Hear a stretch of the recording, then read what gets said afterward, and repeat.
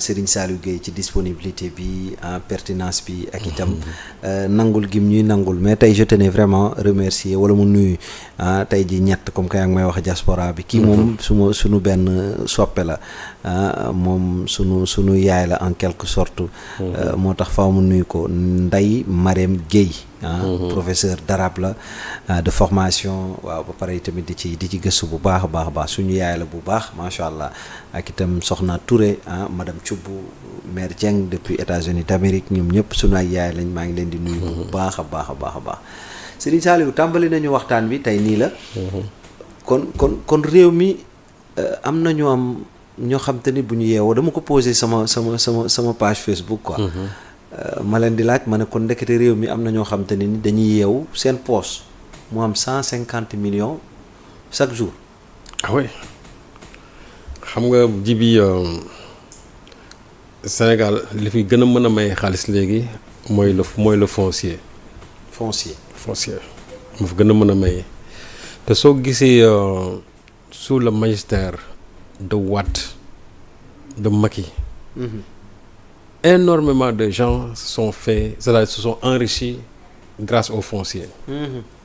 Et la plupart du temps nag de façon illégale. xam nga doon loo xam ne dafay jaar ci yoon quelqu'un qui s'enrichit légalement je crois que loolu c'est des choses qu'il faudra quand même encourager. Parce que de tout temps régime yi souvent bu ñu bëggoon a am un secteur privé fort dafa am ay catégories yoo xam ne dañ leen di dooleel ci li ñu wax ne il faut créer toujours un secteur privé, créer des milliardaires. Wade dans son option en tout cas de gouvernance moom loolu jël na ko en compte. J'avais créé des milliardaires mais on ne crée pas des milliardaires aussi ex nihilo nihil c'est-à-dire doo fekk ko xamante ni wër na kii amul dara wala yëngatuwul ci dara nga ne da ngay xëy def ko un milliardaire. C'est-à-dire que tu enrichis des gens illégalement au détriment de ñi nga xamante ne peut-être ñoom déjà am na ci lu yëngatu ñu doon xaar ñu gën leen a doole ci secteur ba ñu nekk pour que ñu war a mën a créer de la croissance et en même temps aussi créer de la richesse. Malheureusement dañu gis ne sous le régime de Wade les gens qui se sont enrichis grâce au foncier dafa bëri et loolu dafa continuer encore sous le règne du président Macky Sall. Je vais donner un exemple ji bi boo xoolee fii emplacement kii bi nekk stade Léopold Sédar Senghor. boo xoolee zone boobu yëpp c'était ay réserve foncière la woon. mooy Léopold Sédar Senghor. bi fii stade bi nekk. foofu yëpp réserve foncière la nekkoon. de même que CICES dafa amoon aussi réserve foncière. parce que boo xoolee lu ñu mën a wax socialiste yi côté boobu ñoo ci tànn ñu bëri. parce que au moins Abdou Diouf amoon na benn vision ci côté boobu bi ñuy tabax Léopold Sédar Senghor ñoom li ñu waxoon mooy réserve foncière yooyu comme que àddina day dox.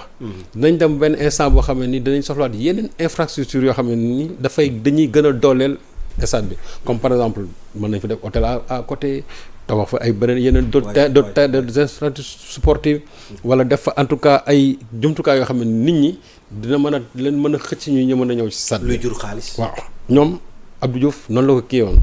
mais une fois Wade au pouvoir les gens se sont empressés pour jël suuf bi nekk foofu séddoo ko.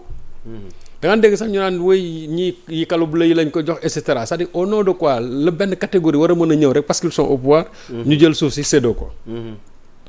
donc boo gisee zone yooyu yëpp ay cité d'Amel ak ay mixta tout ça loolu lépp réserve foncière la woon boo xamante ne dañ ko fa bàyyi et les gens sont venus de façon illégale ils sont appropriés les terrains là. au détriment de la réserve foncière. loolu lépp réserve foncière la woon. tout foofu yëpp laa la wax les cités là ay d'Amel mixta tout ça loolu lépp ci stade bi la bokkoon. mais bi ñu ñëwee gis nga comment les conditions dans lesquelles ay cité mixta gis nga ni ñu ko joxee. gis nga conditions yi ñu ko joxee. chaque jour. voilà donc pour dire que ak ñi nga xamante dañoo am ay kër à côté. bi ñu demee aussi au CICES ça a été la c'est-à-dire même process bi la gars yi utilisé. et les gens se sont plaints gis nga ce qui est arrivé avec ce qu'on appelle les maisons de l'ANOCI. yi nekk ci booru corniche bi. et je crois que loolu aussi dinañ ci waxaat. parce que man dem naa fa temps yi def naa fa benn visite.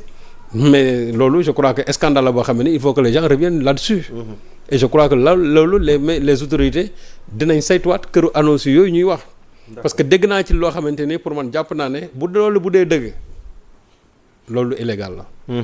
parce que ça appartient à l'État sénégalais. Ça n'appartient pas à des tierces personnes ba ñuy jël di ko jaayaat ñeneen. parce que mi ngi ci booru géej gi. donc modèle boobu moom la Macky Sall ñëw encore reproduire ko. te boo xoolee sous le règne de Wade Macky Sall aussi avait bénéficié de ça parce que ci booru géej gi Macky amoon na fa ay mètres carrés yu bëri ñun amoon nañ benn organisation boo xam bi Macky ñëwee au pouvoir on s'était dit que ñi nga xamante ñëpp dañu am sur le domaine maritime dañoo doon war benn opération pour gars yi delloo ko c'est-à-dire delloo suuf si nga xam ne moom la ñu joxoon foofu ñu def ci ay infrastructures yoo xamante ni c'est à des fins publiques. D'accord. Mais pas privées. D'accord. loolu c'était au tout début du règne et il paraît que le président Macky Sall avait même donné son accord pour delluwaat li nga xam moom la ñu ko mayoon mais on s'est rendu compte que moom sous son règne aussi ça a été la même chose les gens c'est-à-dire se sont enrichis de façon exponentielle. De façon vraiment illégale. ñoo xamante ni xamaloo leen fenn aujourd'hui ils sont fait une fortune grâce au foncier. D'accord. boo gisee par exemple tey scandale yi nga xamante ne mooy am nii ñu commencé di jàpp ay nit. On a parlé du cas de Doro Gueye. wax nañ ko fii aujourd'hui le cas de du frère de Adama Faye est là. Justement moo tax sama posé question bi moom laa wax. parce que moom tey jii saa si tembe on nous signale qu'il a été libéré. parce que lan la son frère moom moo ñëw fay 105 millions pour garantir génnam en moins de 24 heures. waaw loolu moo tax ma posé question bi léegi buñ la laajee koppar nga ñëw nga fay ko dañ lay bàyyi wala. waaw c'est-à-dire en fait comme que dafa am ñoo xam dafa leen yoreel. waaw ñooñu ñëw porter pour ñu fay leen seen xaalis. donc moom li nga xamante ne parce que c'est ay terrain fictif la leen jaay. oui ay terrain fictif c'est-à-dire que nit ñi dañ leen jaay ba pare gis ñu ay titres donc ñoom loolu amul. rakku première dame. ah mais après mais tout ce qui tourne autour de la famille de la première dame là je crois que war nañ ci am benn ay gëstu yu bari ñu def parce que ki nga xamante ne moo fay xaalis bi il a été cité benn kër goo xamante ni mi ngi ci booru corniche bi. waaw ki fay xaalis comment il a fait pour acquérir ça te man dem naa foo xamante ni il paraît que foofu aussi moom ñëwoon na fa ñu fa doon waaj a tabax waa Wakaam yi ñoom ñoo rey seen bopp ne fii kenn du fi tabax ñu daw. dem naa ba ci lieu bi laa la wax et c'est tout près de là où Mame Boye Diao a sa maison. très bien. dem naa bu foofu les Wakamois se sont battus en disant que fii kenn du fi tabax il paraît que même ils ont dit que oui je ne sais pas rakku xawma première dame je ne sais pas frère première dame mais l'adjoint au maire l'a dit que non ñun sol suñu yoon newu ci est-ce que am ngeen autorisation de construire ou pas ils ne l'ont pas les gens sont ligués ne fii kenn du fi tabax c'est-à-dire que moom aussi il est impliqué dans ces histoires foncières. kon moom fay taxul affaire yi jeex kon. ah non attention c'est-à-dire que il faut qu'on mène des enquêtes. xool ñooñu c'est-à-dire seeni propriété foncière li nga xamante ne ñoom moom la ñu am c'est-à-dire nan lañ ko amee. parce que loo xamante ni peut-être sous le régime de Wade amuloo ko woon sous le régime de Diouf amuloo ko woon sous le régime de Macky Sall tu appartiens à la belle famille de Macky Sall ñu ñëw ñu xamee leen ay terrains yoo xam ne mosuñu leen ko xamee mais il faut qu'on nous dise comment ces gens-là ils ont fait pour acquérir ces domaines fonciers. Parce que aussi quand on nous parle d'Adama Faye quand on nous parle de Ibou Faye quand on nous parle d'autres Faye encore mais ces gens-là on ne les connaissait pas. waaw kenn xamu leen woon. kenn xamul woon yan transaction foncière la ñu ci bëri seen fortune financière en tout cas seen fortune ñu ngi ko am sous le régime du président Macky Sall. effectivement léegi nag man je ne accusé wu ma ci kenn. léegi maintenant léegi nag qu'on nous dise comment ces gens-là li nga xam moom la ñu am te ñu xam ne fii amoon nañ fa ñu identifier ko. comment ils ont fait pour acquérir ces domaines fonciers. su boobaa ñu xam ndax ñii ndax lii war nañ ko am parce que man mënuma d'accord nga jël lu toll ni presque quartier lëmm ñu ne lii telle personne moo ko moom. benn nit a ko moom. lii benn nit a ko moom te benn nit boobu bi mu koy am c'est sous le régime du président Macky Sall. qu'on nous dise ça parce que aussi moi je crois que tey injustice yi ñuy wax yëpp c'est comme ça qu'on va réparer l'injustice dans ce pays mais on ne peut pas li nga xamante ne moo xewoon sous le régime du président Macky Sall ñu bàyyi ko muy continuer c'est pas possible. Et de plus en plus gis nga déjà Doro Gueye est là. moom tamit impliqué dans une histoire foncière ba aujourd'hui il est placé sous mandat de dépôt. Adama Faye l'a échappé de justesse pour l'instant il a échappé de justesse mais je crois que on doit revenir sur le cas de tous ces gens yi nga xamante ne wax nañ ne ñoom am na ils ont acquis des domaines fonciers sous le régime du président Macky Sall surtout dans des zones stratégiques ba pare am ci ay en tout cas ay plusieurs milliers de mètres carrés. loolu moom il faut que ñu leerlu ko ci dëkk bi ba ñu wax ne ñii ndax ñoom dañu gën judd nit ñi ba war a fee am loo xam ne kenn amu ko fi. parce qu'il y a eu trop d'injustices concernant en tout cas l'appropriation vraiment de certains domaines fonciers. Il y a trop d'injustices ji bi. Et c'est ça qui fait qu'aujourd'hui xam nga foncier day maye xaalis. loolu moo waral ces histoires de mbourkat loolu moo ko waral parce que mbourkat bi aussi il y a des gens qui sont enrichis parce que quand on nous dit que une personne a presque 600 parcelles xam nga 600 parcelles kenn du fa dëkk les gens sont enrichis avec ça. Dans le domaine maritime aussi ça a été la même chose man j'en connais ñoo xamante ne ni ils se sont fait beaucoup d'argent sur le foncier maritime et loolu aussi je crois que lu ñu war a leeral la.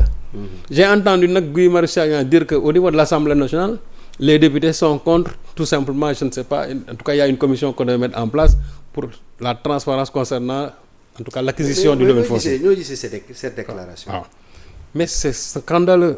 Parce que quand ñi nga xamante ne ñoom ils doivent contrôler l'action du gouvernement. C'est-à-dire que ñoo nga xamante ne c'est l'Assemblée nationale c'est le sceau de la transparence. Si ce sont ces gens-là ñoom ñoo dem ba être rétifs maintenant à toute option de transparence sur en tout cas le domaine foncier, c'est-à-dire qu'il y a un problème. C'est pas parce qu'on a appartenu à un régime où ñi nga xamante ne tey ñoom lañu ciblé yéen a bokk même camp. Que ñu ne leen yéen en tant que député du peuple ñoo leen dañu war a saytu loolu pour mu leer ngeen ne du leer loolu nag su du leer moo di que ñoom aussi dañ caa tax ñu ci bëri. Ceux-là qui sont du même camp ça veut dire que ñoom aussi dañoo takk ci mbir mi parce que nag bu fekkee ne benn groupe de personnes la ñu bëgg a protéger au détriment de la masse des Sénégalais il y a un réel problème chez nos députés là. Et je crois qu'il urge en tout cas bu jotee assemblée nationale bi ñu tas ko teg une nouvelle assemblée qui entrera en droite ligne avec la nouvelle gouvernance de Diomaye et de Sonko. Parce que lii moom moi je crois que bii mooy dernier scandale bi ñuy def parce que quand j'ai lu ce que Guy Marius Sagna a dit je me suis dit que donc ñii ce ne sont plus les députés du peuple mais ce sont les députés tout simplement de Macky Sall. Parce que li ñuy tuumaal ñi yëpp gars yi Macky yi la. Donc ñoom suñu demee ba ne léegi ils sont contre la transparence ci li nga xam ne moom la Guy Marius Sagna laaj. Cela veut dire tout simplement qu'ils veulent protéger des gens mais loolu du leen ci génne. Parce que ñoom suñu ko deful d'autres députés viendront ça c'est clair et net. Effectivement. Et ce qui est sûr et certain mooy cette majorité là va changer. Ça va changer. Non day changer. Cette majorité va changer donc ñoom leen fi dese bariwul donc gëm naa ne nag génn fi génn bu rafet moo gën ñu génn fi génn bu ñaaw parce que lii daf leen topp. lii daf leen topp su fekkee nag ñoom seen biir aussi daf ci am ñoo xamante ne dañoo takk ci mbir mi bañ aussi affaire yi feeñ un jour ou l'autre c'est-à-dire lépp dina leer parce qu'il y a aujourd'hui un devoir de transparence gis nga la jubal jubanti là triptyque boobu c'est-à-dire c'est une réalité aujourd'hui et ça commence à faire effet dans beaucoup de secteurs. La preuve. Oui, parce que la preuve on nous a dit qu'au niveau de la police et de la gendarmerie en moins de je ne sais pas tant de jours il y a eu 90 millions qui ont été collectés en peu de jours. Ce qui n'a jamais été le cas sur le régime du président Macky Sall. Ce qui veut dire que donc déjà dans ce domaine-là il y a des efforts qui sont en train d'être faits et loolu nag moo nar a am ci secteur yëpp moo tax ma ne Sénégalais il faut que les Sénégalais soient beaucoup plus patients parce que le travail qui attend aujourd'hui les nouvelles autorités c'est un travail titanesque colossal ji colossal moo tax quand j'entends souvent les certaines médisances commencer à dire way dund gi et cetera man leen mais attendez parce que moom la tuuti bëgg a woon nii sax waa police donc tey ñu installé kii nga xamante ne nii parce que yaa ngi wax wàllu police ñu installé seen lu bees Mame Seydou Ndour ji nga ko li mu wax mu ne dafa bëgg a initier benn code de déontologie ci police loolu code de déontologie boobu en réalité xam nga même au sein de la police cette déontologie n'a jamais manqué mais xam nga ñun suñu problème au Sénégal souvent jibi c'est un problème d'application ñun de nos lois d'application de nos règlements je crois que donc moom lu muy jëmmalaat la pour que ñi nga xamante ni tey moom la jiite ñu gën ci bàyyi xel mais loolu aussi man jàpp naa ne dafa am loo xam dafa war a ànd ak loolu moo di aussi il faut améliorer les conditions de travail et d'existence de ces agents-là. Surtout ça. Que ça soit la police la gendarmerie en tout cas tout ce qui est militaire ou paramilitaire ñooñu je crois que seeni payoor war nañ ko xoolaat parce que gis nga daf ci am secteur yoo xamante ni soo leen protégé wul ci yenn yi c'est-à-dire ils sont exposés toujours à la corruption. Toujours donc il faut faire de sorte que ki nga xamante tey day xëy di dem ci tali bi xelam dina dal que moom d'ici la fin du mois du am benn problème location du am benn problème nourriture du am benn problème pour payer comment dirais-je tabaski bii di ñëw tamit du am problème mu xalaat mais jeex na mooy lu ma wax xam nga ki nga xamante ne xalaatul loolu. waaw ji bi kooku il est difficilement corruptible. doo ko mën a waaw su fekkee am na waaw valeur yu il est difficilement corruptible mais ki nga xamante ne nag dafa xaw a manqué dara. c'est-à-dire tu l'exposes à la corruption. boo amul il est yenn vrai que valeur yi dañ rek naan ngor c'est vrai. mais à un certain moment dafa am foo xam ne boo fa tollee c'est-à-dire yow yaay exposé nit ki.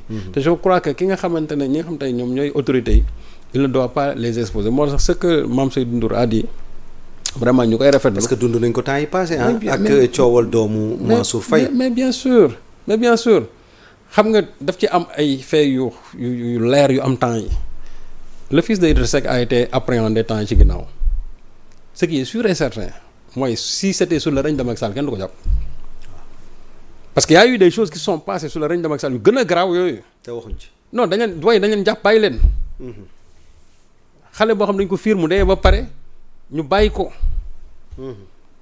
donc ça veut dire que il y a une révolution qui est en train d'être faite effectivement. moo tax ma ne mbir mi ce n'est que le début du commencement tout simplement. waaw parce que démb. waaw ñu ne waa ji doomu Mansour Faye. oui xaalis bii lañu fekk ci moom. tey jii waa ji génne 105 millions. waaw réew mi am na xaalis. waaw mais c'est que dafa am ñoo xam ñoo yore xaalis bi am na xaalis. mais nañ ko amee fi ñu toll nii c'est que loolu moo tay xel waaw loolu de mais li wóote woon daal mooy désormais ah Sénégal dañ xam ne sous cette gouvernance Diomaye le jubala c'est-à-dire c'est une réalité c'est une réalité. waaw alors balaa ñuy poursuivre ma nuyuwaat bu baax a baax suma mbokk